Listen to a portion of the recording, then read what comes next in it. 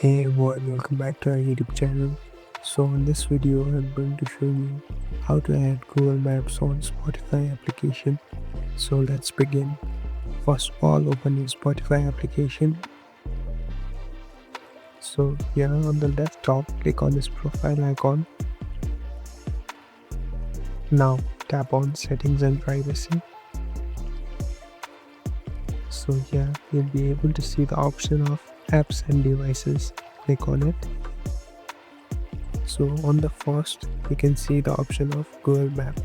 Click on this connect button. Tap on agree.